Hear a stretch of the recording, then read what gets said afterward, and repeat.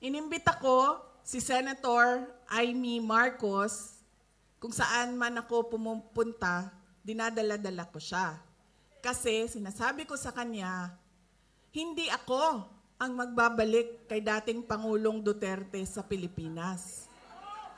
Dahil ang kapatid mo ang nagpadala sa kanya sa Hague, ikaw ang magbabalik sa kanya sa Pilipinas.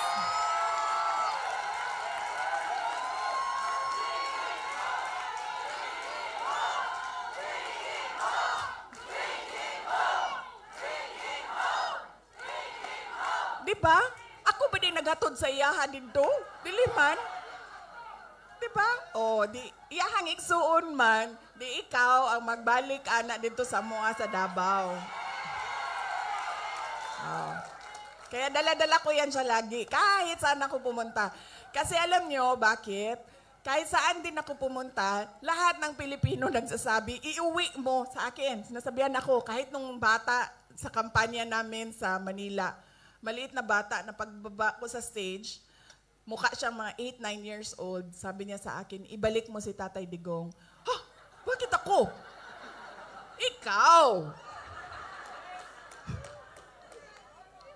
Diba? Kaya dala-dala ko yan siya. Kahit saan. Para siyang naka-hostage. Bibitawan ko lang yan siya kapag si dating Pangulong Duterte ay nabalik na sa Davao City.